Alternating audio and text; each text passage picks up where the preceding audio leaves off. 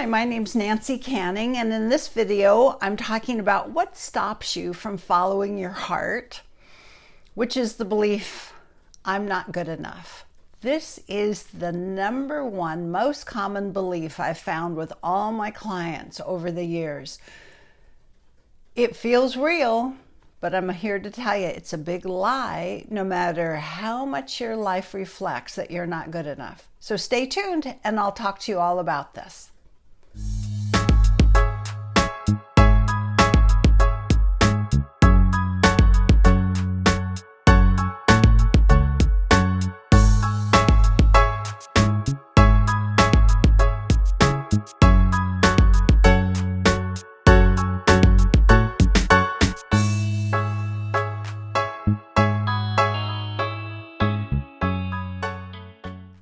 So my name is Nancy Canning. I'm an author, a speaker, workshop facilitator, and I do private sessions in hypnotherapy through phone and Skype.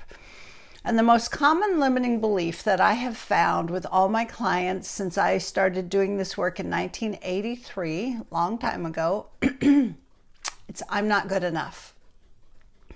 I'm not smart enough, I'm not this enough, I'm not that enough. All the different offshoots. But it comes down to I'm not enough. I'm not good enough as I am. This starts in early childhood for the most part. In fact, I would say it always does. But there may be some exceptions. This is how that belief gets started. You're being a normal little kid, you're just doing what you're doing.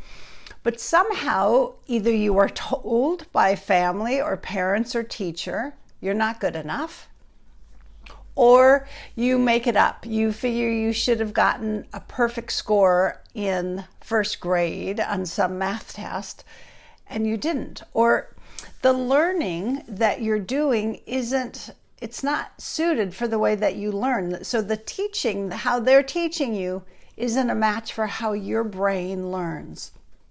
There's so many different ways that this belief gets started. But it feels real. In that moment when you're not good enough, you form that thought. It gets lodged in your brain along with all the emotions, all that kind of despair and despondent and the physical sensations of shrinking down, feeling shame, guilt.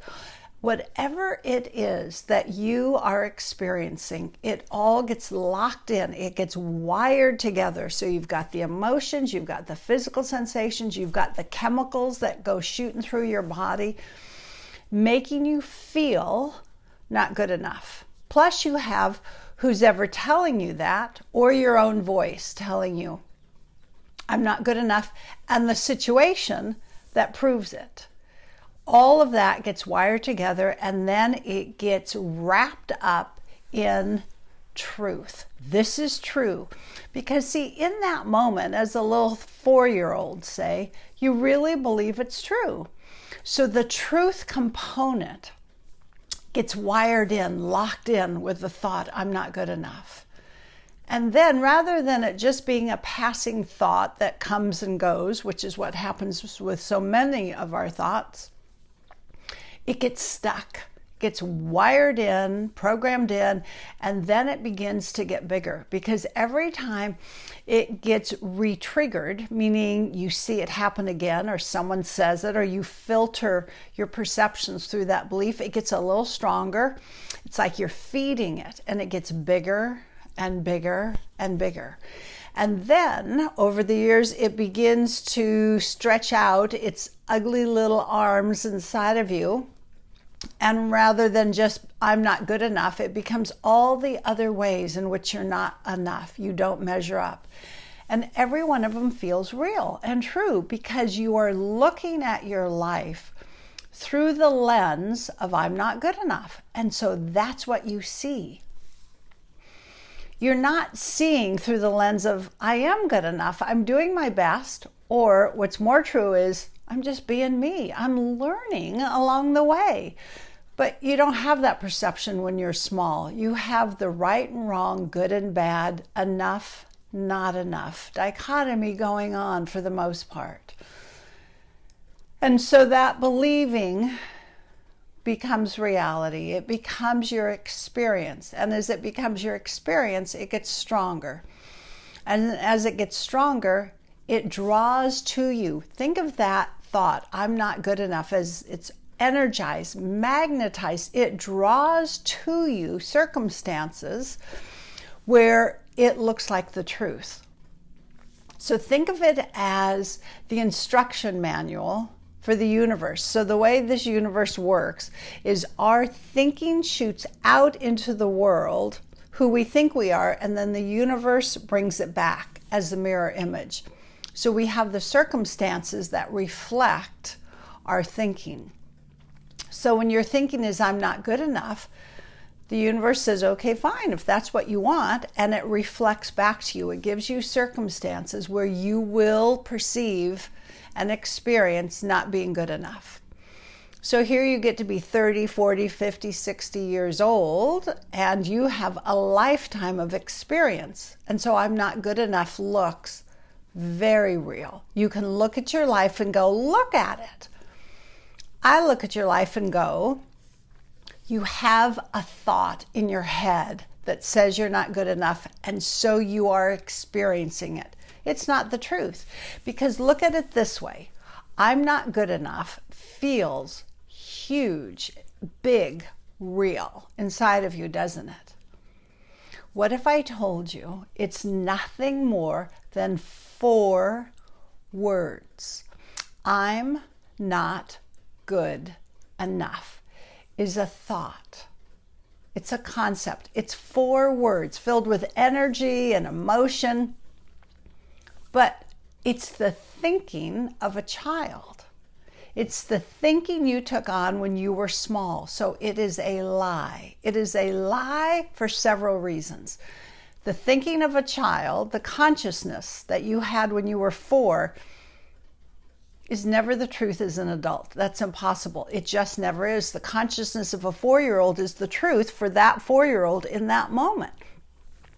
That thinking was never meant to freeze in time and then generalize as the foundation for who you would be the rest of your life. That makes no sense. So it's a lie.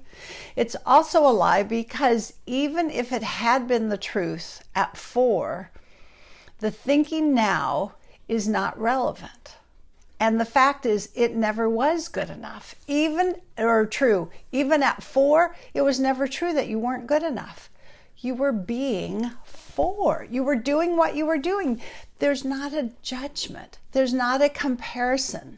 You weren't supposed to do as well as others because that's not who you were in that moment. There never should have been a judgment on being good enough. But it's so common. So I want you to look at that I'm not good enough as just a thought, kind of pull back from it, take a breath and go, what would life be like if you never again had that judgment of yourself? And you don't fill it back in with I am good enough, because then you're still on that spectrum of judgment. What if instead you began to look at your life every day and go, this is simply me being me. There's no good enough, there's no not good enough. It's not a judgment, it's not a competition, and it's not a comparison to anyone else. You are on your soul's journey. This is your journey, and you are being who you are being.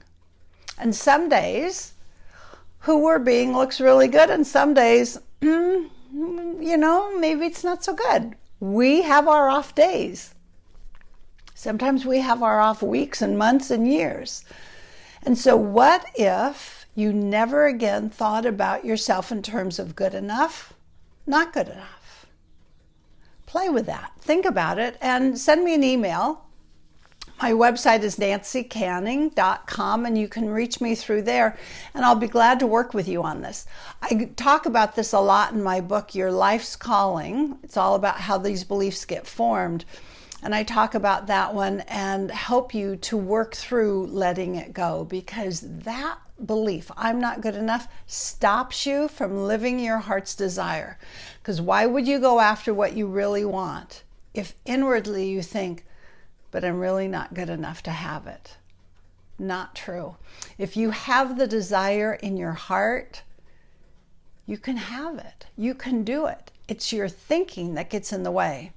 So start getting that stinking thinking out of your brain, out of your intentions, out of your consciousness, and come back to the truth. I'm me being here. I'm me being me. I'm here to live my heart's desire. Thanks very much.